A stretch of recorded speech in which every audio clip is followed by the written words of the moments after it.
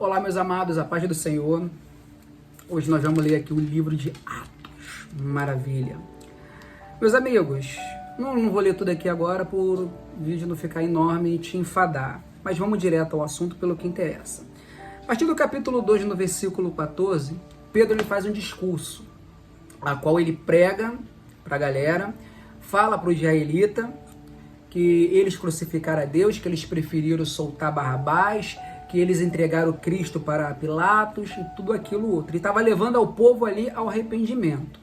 Lembrando que Pedro era um pescador, Pedro era analfabeto, porque lá na frente você vai ver que o Caifás e o Anás estavam dizendo que ele era um homem iletrados, era um homem sem cultura, sem conhecimento, sem estudo. E realmente era verdade. Mas tinha uma coisa, ele tinha o Espírito de Deus, ele tinha santidade, ele andava no caminho da servidão a Cristo, ele respeitava, ele se entregava. Ele não era um emocionado querendo atrair multidão para si, mas ele queria atrair a multidão para Deus. Ao ponto de que no capítulo 2, no versículo 37, está escrito assim: E ouvindo eles essas coisas, compuseram-se no coração e perguntaram a Pedro e aos demais apóstolos: o que faremos, irmão? Então aqui eles se chegaram, compulsíveis, quer dizer que eles se arrependeram. Então eles perguntaram: vem cá, então o que a gente vai fazer? A gente se arrependeu.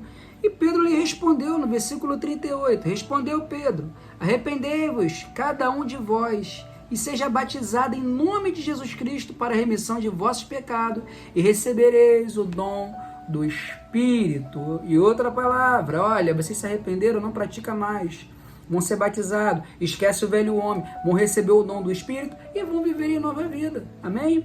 Então nessa pregação aqui, no versículo 34, se eu não me engano, no 41, está escrito assim: então os que lhe aceitaram a palavra foram batizados, havendo um acréscimo naquele dia de quase 3.000 pessoas, com uma pregação sincera, honesta, sem muita filosofia, sem muito marketing, sem muito coach, sem muita dopamina para as galera se emocionar. Não, foi realidade. A palavra de Deus ali foi sucinta, foi na raiz para quebrar o mal, para tirar a prostituição, para tirar a mentira, para tirar o pecado.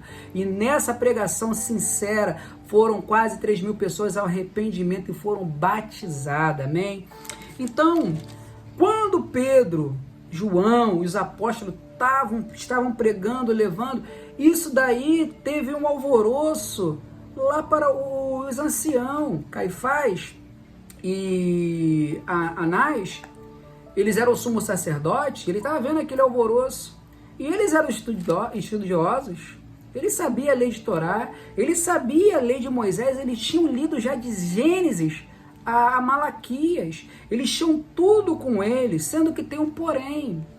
Como naquela época é no dia de hoje, por muito conhecimento, muitos estudos, os homens pensam que é superior e que são deuses, e começam a manipular os pequenos que deixam ser manipulados.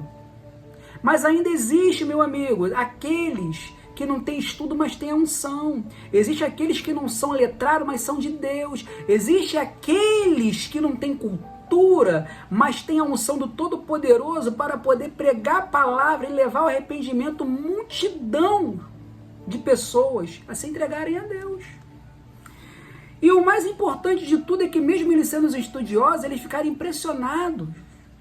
Porque no capítulo 4 lá de Atos, no versículo 13, está escrito assim: ao ver a intrepidez de Pedro e João, sabendo que era homem iletrado e incultos, admiraram e reconheceram que havia ele estado com Jesus. Meus amigos, os estudiosos, os caras da época, os anciões, os sacerdotes, aqueles que pensavam que era o rei da cocada preta, o dono do pedaço, quando olhou aqueles homens ali e falou: cara, eles não têm estudo, eles não sabem ler, eles não sabem escrever, eles não têm cultura, eles não têm aprendizado, eles não aprendeu aos pés do Gamaliel, ele não aprendeu aos pés de Caifás, ele não aprendeu aos pés de Caifás, mas como? De Anás, como é que eles sabem isso tudo? E como é que eles falam desse jeito? Vira ali que tinha uma preparação do próprio Deus para aquele ser humano, e hoje não é diferente.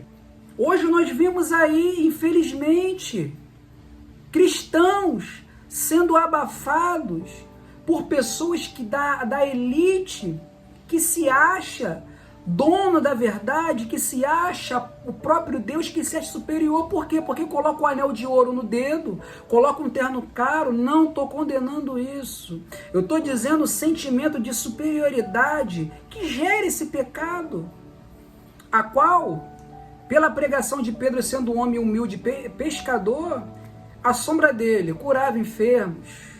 A pregação dele levava milhares de pessoas a se converter, incomodavam todos aqueles que eram contra a lei de Cristo, porque eles viviam como servos de Deus, presos ao livro do passado, que era o livro da Torá de Moisés, e não aceitava Cristo, mesmo estando que Cristo iria vir, que a sua aparência era ruim, que ele ia morrer e ressuscitar. Todos eles sabiam, eles não queriam mais aceitar, porque geravam para ele, aquela época do sacerdócio, poder. E para eles, naquela época, era melhor o poder do que servir literalmente a palavra de Deus. Infelizmente, hoje é assim. Você vê que em grandes templos, pessoas humildes não pregam. Se hoje João tivesse aqui, em muitas igrejas, ele não poderia pregar. Por quê? Porque o ser humano esqueceu da unção e está querendo saber da sabedoria humana. Quer saber se ele estudou na faculdade tal, se ele fez teologia em tal lugar, se ele é mestre naquilo outro, se ele é coach em mais alguma coisa. Esqueceu que Deus não precisa dessas coisas todas para poder fazer.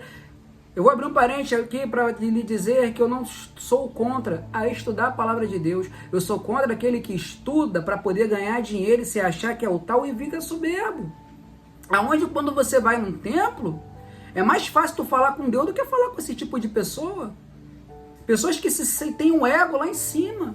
Pessoas que chegam escondidas pelo fundo da igreja e saem pelos fundos da igreja como se fosse melhor que Cristo. Pessoas que ela quer te dar autógrafo pensando que é artista. Pessoas que olham para você com um olhar que você é inferior.